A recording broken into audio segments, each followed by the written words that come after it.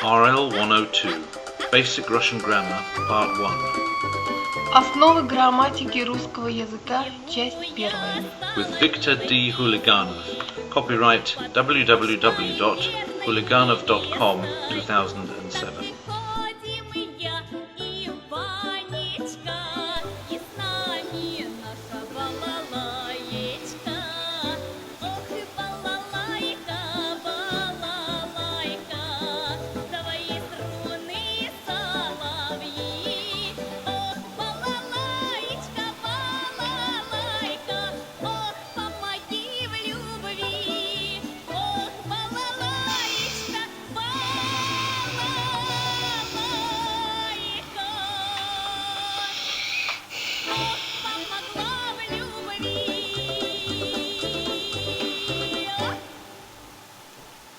Здравствуйте. Добрый вечер. I hope you are well and ready for 8th lesson in this series of basic Russian grammar. In the last lesson we looked at the direct object versions of personal pronouns, and we discovered that the accusative case and the genitive case are the same because they are animate. However, there are slight differences after some of these, the third person versions, when you precede them with a preposition.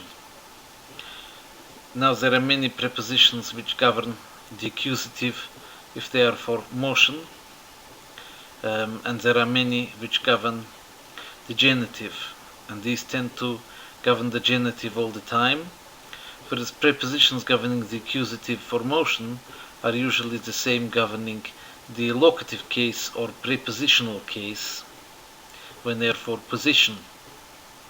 And so at the moment today I want to teach you one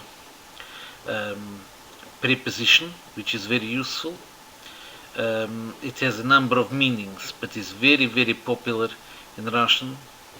I also want to include another personal pronoun, the reflexive, which we met a little bit in the first course, but we didn't really talk about it last time and we should have done, so I want to bring that in. You probably remember a couple of weeks back that I taught the verb иметь, and we also had a little song, иметь или не иметь. Иметь means to have and governs the accusative. However, there is another, more idiomatic way of saying to have in Russian. It is to use the preposition u and then put the pronoun, the person, or the name of the person who is doing the having into the genitive, and then put possibly есть, although it is possible also to leave out the element есть. For example, instead of saying «Я имею тебя», I have you, «Я имею тебя как друга», I have you as a friend, I could say «У меня есть ты как друг», and it puts you, the friend, into the nominative instead of into the accusative, which of course in the case of friend and you is the same as the genitive case. So instead of saying я имею, I could say у меня есть. Instead of saying ты имеешь, у тебя есть. У on its own means like chez in French. If I want to say I'm in my own place, I'm in my own house, I can say я у себя, which means my own. You remember себя from possibly the first course, we did a little mention of that. It is when you're reflecting something back on yourself or on somebody else who was the subject of this sentence. For example, you could say я у себя, I'm in my house, but ты у себя means you're in your house. Он у себя means he's in his house. Yes, but if you didn't want to mention him as the first case, so that there's nothing to reflect back on, you could say у него. It means him. Notice instead of у его, you don't say у его for the third persons. You say you add in the n and say у него. Same for the female. У нее. So you can see that there is a slight difference after you bring in a preposition. Let's consider the plural forms. У нас есть, we have, instead of мы имеем. Instead of вы имеете, you can say у вас есть. And instead of они имеют, for example, они имеют дом, они имеют туалет, они имеют стол, a table, так? Они имеют стакан, a glass. You could say у них есть дом, у них есть туалет, у них есть стакан, у них есть работа. They have work. So you can see that it is a different way than in most languages. Almost all the Western European languages say I have something. They're using a verb to have, which they are making it I, and then putting through the conjugating in the present tense the verb to have, and putting the thing which is had into the accusative. I can think of one more language which does something similar to the way it is in Russian, and that would be the Welsh language, where they say gada. Yes, not like Australian, where it means a kind of hello, but it means gadavi means I have something, like у меня.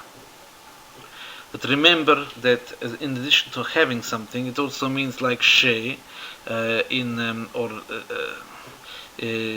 French. So if you want to say that he is in his own house, you can say он у себя, она у себя. Я буду у него, I will be in his house. Так? Я работаю у него, I work in his place of work. This gives you that extra way of saying it, and it gives you a use of these pronouns. I'm going to let you hear them one more time by an expert, much more than me, in Russian language. You can listen to little native speaker saying it with much better accent than I got. So I leave you with that, and I come back for the joke. Окей, сейчас, если я имею что-нибудь, это что-нибудь у меня есть. А как если ты имеешь? Это у тебя. У тебя есть, да? А как если он имеет? Это у не... У него. Да. А она имеет? У нее. Да. А как если мы имеем? Это есть у нас. Да. А если вы имеете, это есть у... Умеем. Нет. Если вы имеете, это значит, что это у вас. Да. А если они имеют, это у них. Да, очень хорошо. Okay. Tonight we just got jokes, we don't got any songs. But I thought I'd tell a couple of jokes about the English tonight. How do you tell an English motorbike? Answer: it's got the steering wheel on the wrong side. Other joke: Paddington Station. Is a customer, a passenger, come running onto the platform which is empty, no train.